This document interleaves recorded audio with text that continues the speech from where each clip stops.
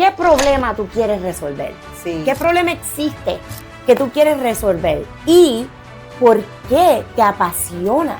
Wow, entonces hablemos de ahí. Ustedes coméntenos cómo fue ese proceso cuando empezaron su primer negocio, si son emprendedores, empresarios o están pensando en abrir algo. Después, más adelante tienen familia y tienen hijos, se divorcian y ahora toda esa gente viene a pedir o a pelear. O sea, yo me quedo impresionada. Y entonces se gasta el dineral en esos divorcios.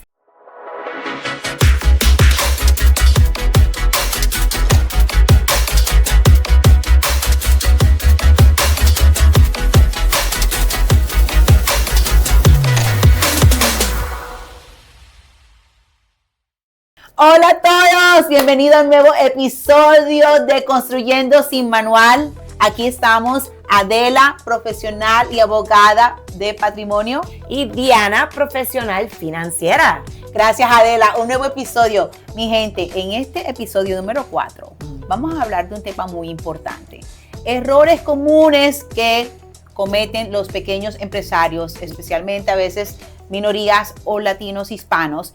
Somos dos latinas empresarias, así que vamos a compartirles de esos comunes errores y de anécdotas que hemos aprendido también. Así que no se lo pueden perder. Y vuelvan también a ver los otros episodios que hemos creado porque tienen muy buen contenido. Pero yo quería decir que todos hacemos errores, todos cometemos esos errores cuando estamos comenzando un negocio. Claro, claro que sí. Y ahora, lo más importante es que hay buenas noticias, Adela. Dime. A pesar de que cometemos errores, los latinos o negocios hispanos en el país de los Estados Unidos representan más del 36%. Imagínense eso, mi gente, la cantidad de dinero que le inyectamos a la economía de este país. Bueno, hablando del dinero inyectado, nosotros los latinos, más o menos, son como 52 mil millones de dólares que aportamos anualmente a la economía del estado de Georgia. Imagínense eso. Entonces, dinero sí lo hay, dinero sí tenemos y lo creamos. Pero, money, ¿qué money, pasa, money, verdad? money. Sí, pero ¿qué pasa, Adela? Que muchas veces nos estancamos, no crecemos o no se representa en nuestras cuentas de banco. ¿Por qué tú crees? Así mismo, lo que pasa es que cuando estamos empezando los negocios, siempre decimos, ay, tengo una idea súper grande, voy para adelante, ¿verdad? Pero empezamos estos negocios al garete, completamente sin manual, ¿verdad? y al empezar un negocio al garete, estás en dirección al estrellarte, ¿verdad? Sí. Porque tienes que pensar, cuando vas a empezar un negocio, ¿qué negocio quieres empezar? ¿Qué problema tú quieres resolver? Sí. ¿Qué problema existe que tú quieres resolver? ¿Y por qué te apasiona? Porque si no te apasiona, no vas para ningún lado. Sí. Tienes que tener esa pasión interna que te lleve a seguir todos los días cuando vas encontrando esos bloques. Y pasión es lo que tenemos los latinos, los hispanos aquí en este país y en todo el mundo. Pero es verdad, muchas veces esa pasión nos puede cegar, ¿verdad? Y uno no se para de ahora, lógicamente, un negocio, correcto, la posibilidad y el camino a la pasión, el enamoramiento de ese concepto que uno tenga. Y la gente piensa que hacer un negocio, empezar un negocio, después abro una LLC y me voy para adelante. No, o sea, sí, tienes que abrir la LLC y todas esas cosas, estos asuntos legales, sí. Pero la primera fase es estar pensando, tener los números correctos, pensar qué voy a hacer, por qué lo voy a hacer, qué me apasiona, y entonces empezar a hacer y diseñar el plan. Wow, entonces hablemos de ahí. Ustedes coméntenos cómo fue ese proceso cuando empezaron su primer negocio, si son emprendedores, empresarios o están pensando en abrir algo. ¿Y qué negocio abrieron? Sí, porque obviamente uno aprende muchísimo. Ahora, reconozco la valentía porque no es todo el mundo el que lo hace. No todo. Entonces, cuéntame cómo fue tu anécdota cuando tú empezaste y yo te comparto la mía. Ay, muchacha, mira, yo abrí mi negocio de, tú sabes, mi bufete de abogado, y al principio yo pensaba que lo podía hacer todo sola yo, porque yo soy Wonder Woman, tú sabes. Soy la. Eso, soy. Bueno, si tú miras mi DNA, yo tengo un porcentaje de la isla de Wonder Woman. ¿En serio? Sí, así que soy Wonder Woman. Mierda, bueno, no te equivoques. Bueno. Entonces, abro mi negocio. Yo pienso que yo lo puedo hacer todo, ¿verdad? Y voy todos los días, contesto el teléfono, hago el trabajo legal, me encargo de hacer todos los spreadsheets, me encargo de hacer todos mis números, ¿verdad? Sí. Hasta que yo no tenía la capacidad de hacerlo todo. Sí. ¿Cuánto tiempo te demoró eso, Adela? Porque estuve como un año en esa. Okay, como mi primer año en esa. Una vez se quema tratando de hacerlo todo solo, no dejando, pidiendo ayuda. Así mismo. Estuve por lo menos un año y pico en esa y estaba ya quemándome, como dice. Ese burnout. Sí. Entonces contraté a mi primer empleado. Miércoles, ¿quién fue ese primer empleado? Cerquita, familiar, ¿cómo fue eso? Desafortunadamente, no hice la mejor decisión otra vez. Sí, porque a veces uno quiere ayudar, cuando uno también tiene un negocio, una vez quiere ayudar a la familia, a los amigos y contrata muy cercano y era no demasiado por la habilidad. cercano y no era por la habilidad, aunque yo pensaba que tenía la habilidad de hacer el trabajo, pero no había calculado la ética de trabajo de esta persona, que es súper importante porque tienen una relación y se llevan súper bien y pueden hablar y tú piensas que tienen la personalidad para hacer ese trabajo, todo lo demás, ¿verdad? Pero si no tienen esa ética de trabajo, no va a funcionar. No, y desafortunadamente tuve que despedir a esta persona después de unos meses y estuve lidiando con problemas de esa persona, de contratar a esa persona por muchos meses después de eso. Un error que costó muchísimo. Y costó la relación. Wow. Y costó la relación. Y eso es muy importante cuando empiecen. El error es obviamente tratar de hacerlo todo solo. Y después el segundo error es contratar personas que están en tu círculo, amigos o familiares, porque los quieres ayudar, no porque sean el mejor fit para el negocio o para ese rol que quieres. Y es súper importante porque yo he tenido como una puerta de esas que se abre así en una de mis posiciones. Y ha sido difícil conseguir a esa persona clave. Y por fin te puedo decir que conseguí la clave mágica. Dime.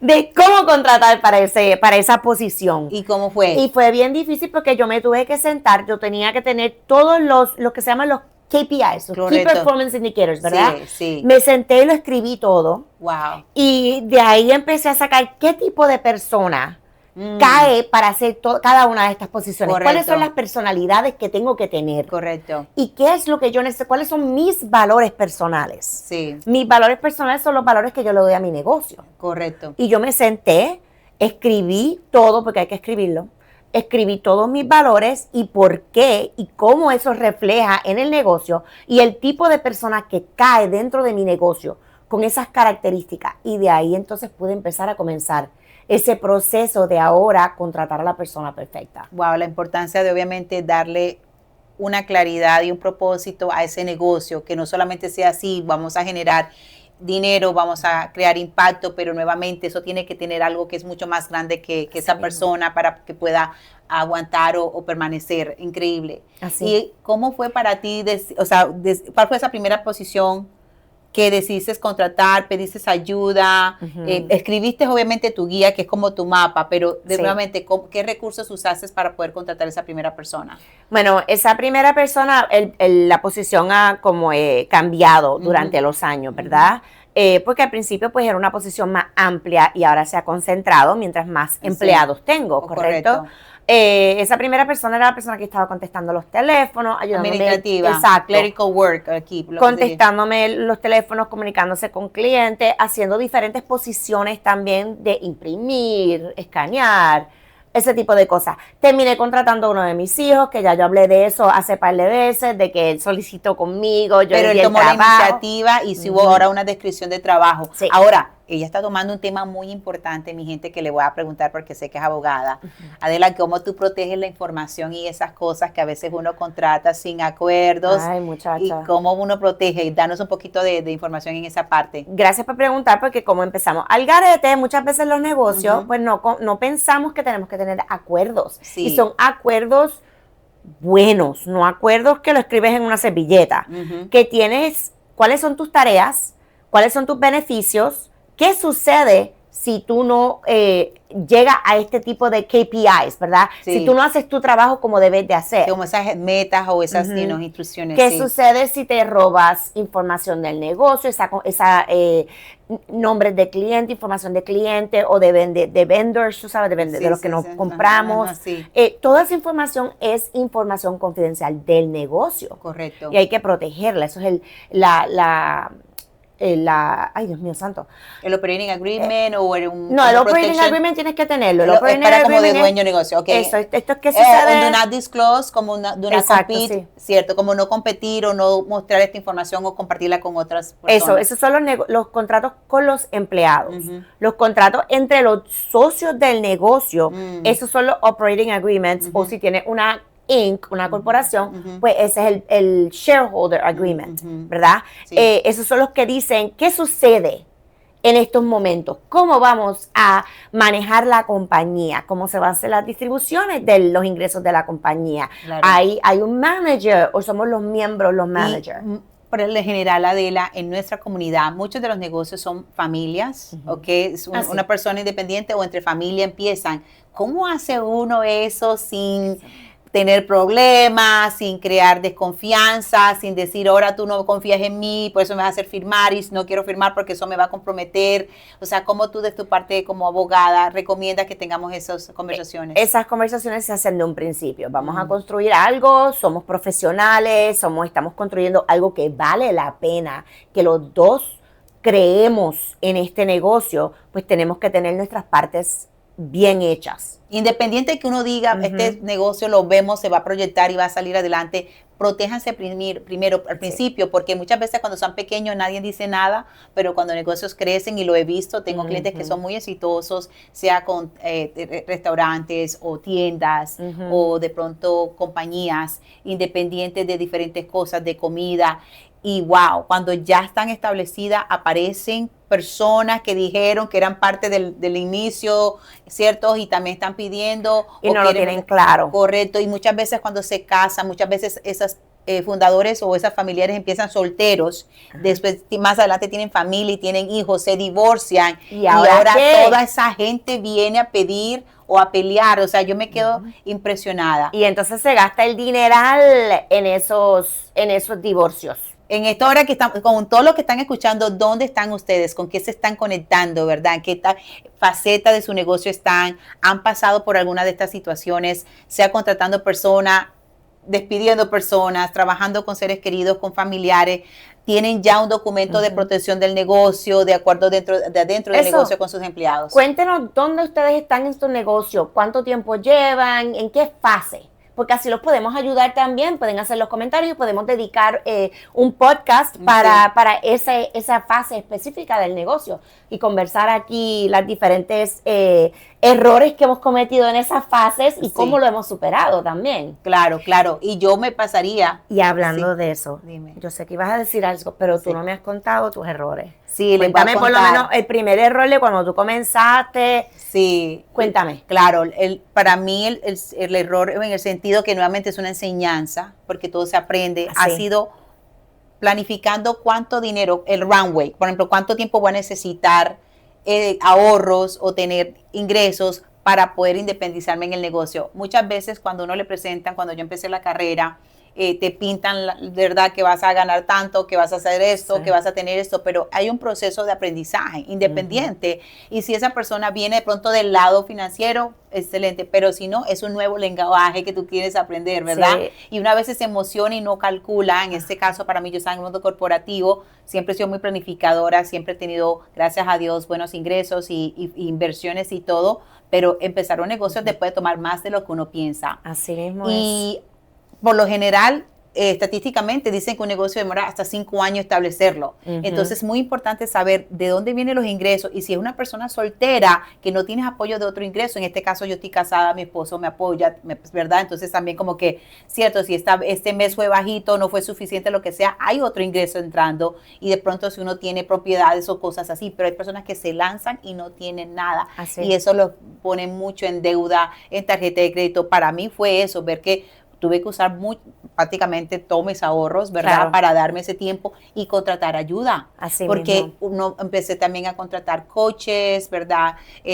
Tecnología, las redes, porque nada de esas cosas las manejaba de un punto de vista de un negocio, todo era en el mundo corporativo. Entonces, esa mentalidad, ese cambio, mi gente, de profesional a empresaria, tomó 2 años y medio, casi 3 años. Es que es una mentalidad completamente diferente, ser corporativo, trabajar para una compañía, que ser tú empresaria, porque tienes ahora que estar pensando en tantas y tantas cosas a la vez. Claro, y que tú tienes que reinvertir. Entonces, obviamente, uno ve el dinero y lo tienes que soltar, ve el dinero y lo tienes que poner, y uno cree, no es de uno acogerlo. Entonces dice, wow, o sea, si no tuviera estas otras cosas aquí, ¿cómo esto se hubiera hecho? Y muchas veces por eso es que uno para. Y me encanta que mencionaste las inversiones, porque yo sé que los negocios tardan mucho tiempo y tienes que estar preparado para invertir antes de ver que el negocio por fin te da.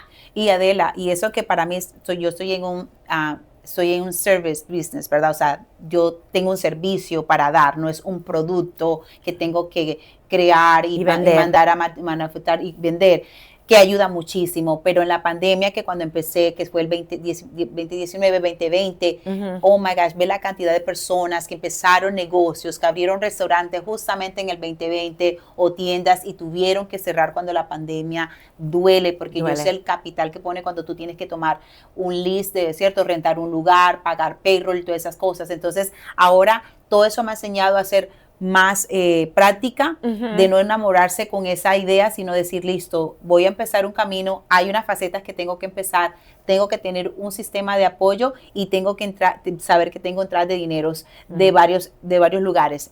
Inclusive sigo aplicando esa regla, porque una vez se le sube la cabeza y también se deja llevar por otras cosas. Siempre hay que tener reservas personales del negocio y comprar otros bienes que te sigan manteniendo en esos momentos cuando la economía baja, cuando escogen un presidente y de pronto no apoya lo que tú estás haciendo, cuando de pronto un familiar o tú te enfermas, o sea, saber, porque eso va a pasar. Eso, tener esa reserva es súper importante. Eso es otro tema de cómo ahorrar y tener los 6 meses de reserva, pero es súper importante y me encanta que lo hayas mencionado, gracias.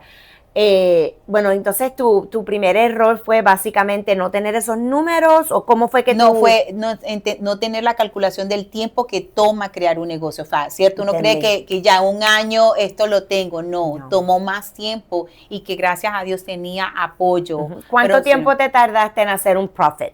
Un profit para mí fue como 2 años. Como 2 años. Sí, 2 años de yo sentirme, porque al principio todo se iba. Yo no tuve profit hasta el 3er año. Sí, eso es increíble, mi gente, que esa la gente dice, no, un negocio toma tiempo. Así que, ¿ustedes cómo les ha ido? ¿Cómo se han sostenido? ¿Cuánto tiempo se tardaron en hacer un profit? Sí, ese negocio, imagínense. Y cuando viene ese profit ahora a cuidarlo, yo lo cuido mucho y trato de que uno no se vaya con el estilo de vida, que a veces ganar más dinero no significa que vamos a ahorrar más, sino que se gasta más. Entonces, y tener esos porcentajes bien claritos de cuánto se utiliza para el mercadeo, cuánto se utiliza en el payroll, porque hay unos porcentajes son claves, que tienes un libro y tienes un pedacito de flexibilidad, pero tienes que tener esos números claros para que no estés gastando demasiado en un área específica. Correcto, y creo que ahora muy bueno para ustedes en el momento que estamos con la inteligencia artificial, es mucho más fácil, porque cuando yo empecé sabía que había que contratar una persona y mínimo un salario de 50,000, 60,000 al año. Eso a mí ya me estresaba, el hecho de yo decir, wow, ¿cierto? Esos son 50,000, 60,000 que no están en mi bolsillo. Sí, en mi bolsillo, y digo, espérate, si necesito otra persona, son 2 de eso. Entonces yo tengo, ¿cierto? Estaba en eso, porque claro, yo sí siempre soy, al final del día solamente hay 24 horas al día, 7 a la semana. El tiempo no tiene valor. Y que hay que entrenar a la gente, tú sabes, y todo ese proceso. Ahora con eso es fácil tener un asistente virtual o utilizar las aplicaciones y para tomarte el tiempo de entrenar a tu equipo. Ese tiempo que estás entrenando es súper valioso. Porque es un poquito ahora y después ellos están independientes haciendo su trabajo. A comparación de si tú no pasas el tiempo de enseñarles y entrenarlos, después van a estar todo el tiempo dependiendo de ti, Y si el negocio depende de ti, si todo el mundo tiene que ir a donde ti, correr y preguntarte, y tú tienes que contestar todas las preguntas, no te sirve de nada. Entonces, tener empleados, porque como que ahora lo estás haciendo tú. Claro, y por eso es muy importante, a mí me verán en muchos grupos, yo inclusive soy presidenta de varios grupos, y me encanta estar siempre en el rodeada de mujeres empresarias, de hombres empresarios. Me fascina personas que son mucho más inteligentes, avanzadas, porque te van elevando. Yo también, como todo, tengo mis asesores financieros y tengo los que me apoyan, ¿cierto? En varios niveles, porque solo no se puede, y la mentalidad hay que estar evolucionándola. Muchas veces nos estancamos por el orgullo, por el ego, y eso nos estanca también. Entonces, para mí, yo pago muchas veces para estar en eventos, en mesas, en ambientes que me ayudan a crecer y aprender más. Yo solo sé que no sé nada. Sí, es verdad. Así todos los días me levanto con una actitud de voy a aprender, de estudiante, y tomo todo con mucha responsabilidad y cuido el bolsillo mío y de mis clientes. O sea, porque claro, me preocupa saber y quiero que ellos también estén bien, porque si ellos ganan, yo gano y todos ganamos como comunidad. Claro. Me encanta. Bueno, pues cuéntenos si les gustó el episodio de hoy, si tienen más preguntas, si quieren saber más de los desastres que nosotros hemos hecho en nuestros propios negocios. Yo no tengo problema en compartirlo. Diana, tú tampoco. Tampoco. Y que hay muchos más, pero al menos para que vayan pensando y aquí se conecten con nosotras nuevamente, nos pueden seguir por las redes. A mí me pueden seguir a Diana Financial Solutions. A mí en abcestateplanning.com. Sí, y nuevamente este espacio son conversaciones reales de varios temas de negocio, de familia, de dinero, de inversiones, de la parte legal, financiera, porque eso es lo que estamos viendo y lidiando todos los días y a veces no tenemos referencia o personas que nos guíen o nos asesoren. Aquí tienen 2 profesionales que han caminado el camino, latinas basadas aquí en Atlanta, que quieren aportar, y si quieren más asesoramiento personalizado nos pueden contactar. Y síganos en las redes, en YouTube, en Facebook, en Instagram, Construyendo Sin Manual. Nos vemos.